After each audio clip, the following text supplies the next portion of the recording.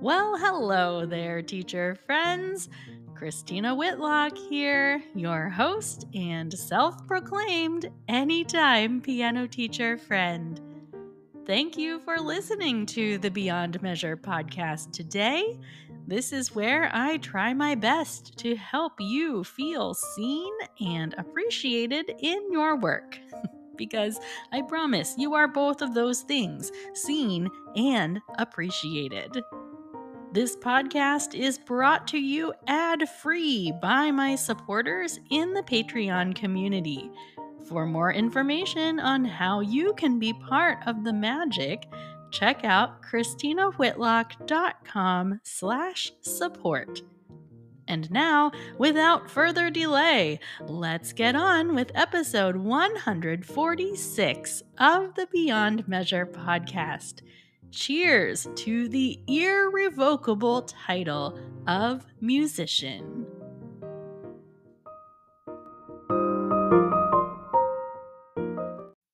All right, friends, I have to tell you this. This week marks 3 years of the Beyond Measure podcast. 3 years. I launched the first episode back on October 5th of 2020, and it's really difficult to put into words how this project has changed and enriched my life. I've been doing a lot of thinking lately about how my own teaching has been strengthened because of writing this podcast. My goal has always been to serve as a safe place for you to think about your work in a meaningful way. But as it turns out, constantly churning these ideas round and round inside my brain has really helped me deepen what I believe about the art of music teaching as well. It's on my heart today to remind you of one thing, friend. No one can take away your identity as a musician. It doesn't matter how much you're practicing or not practicing these days. It doesn't matter what style of music you're listening to on a daily basis, or if you find yourself preferring silence. It doesn't matter if you have had to part ways with a beloved instrument, if you've lost an influential teacher, or if someone has said something discouraging about the way you play. None of that matters. It doesn't matter if you are paid to play music or if you aren't. You are a musician, and no one can take that away from you. Maybe you're wondering about why I'm making such a thing about this today. Well, here is the deal. Just like our musician status cannot be revoked, our students need to know the same thing. Our students need to understand that they are musicians even if they spent more time on the soccer field than the piano bench last month. It doesn't matter if they took the summer off to travel to Italy, their ability to play and appreciate music has not left them. Even if a student leaves your studio altogether, part of your instruction lives on inside of them, and that cannot be taken away. This is one of the absolute gifts of being a music teacher. We give our students something that cannot be taken away. Do your students know this? Do your students know that their value as a musician is not dependent on the number of minutes that they've practiced this week? There is so much more to being a musician than time spent in the practice room.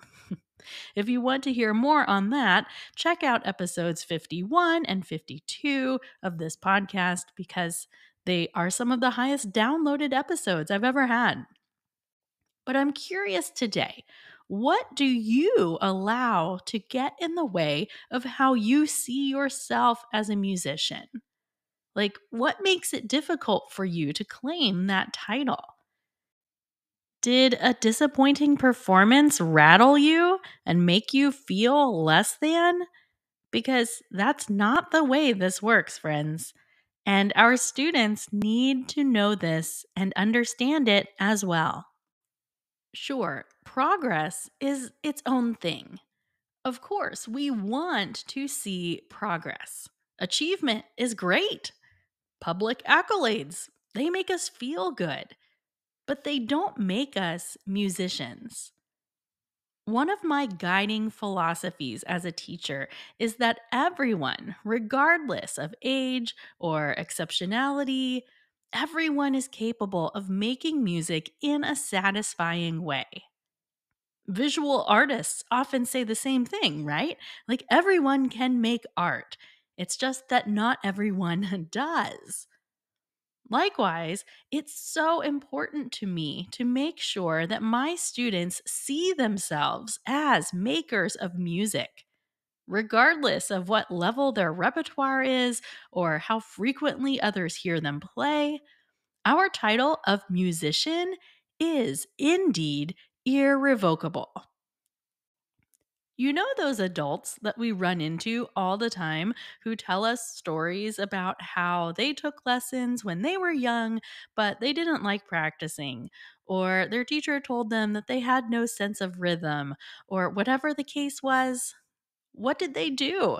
They scratched musician off their list of core identities a long time ago. And that breaks my heart. I'm so sad when people tell me that they aren't musical. I don't buy it. Do I think that everyone fits the mold of like traditional piano study? Absolutely not. But do I think there is a path to musicianship for them? Yeah, I do.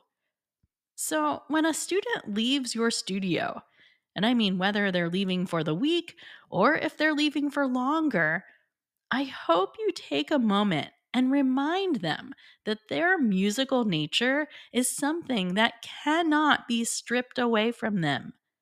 Your students are already musicians. They don't need to achieve anything else to earn that illustrious title. They already have it. And yeah, we want their accomplishments and their abilities to continue to grow. Of course, we do.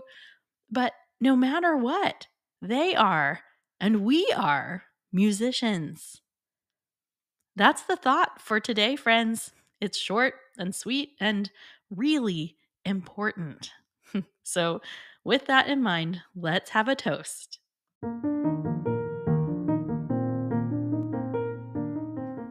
Studio music teacher friends from all around the world, I hope this simple reminder today has been an encouragement to you. The truth is, your status as a musician cannot be revoked. No one is going to take your musician card away. It's a status that, once awakened, is part of you for life. And not only is this important for us to remember, but we need to make sure that our students understand as well. I eventually want to stop running into adults who tell me that they failed at becoming a musician in their childhood. Are you with me? Let's raise those glasses and celebrate our irrevocable status as makers and thinkers of music. Hear, hear.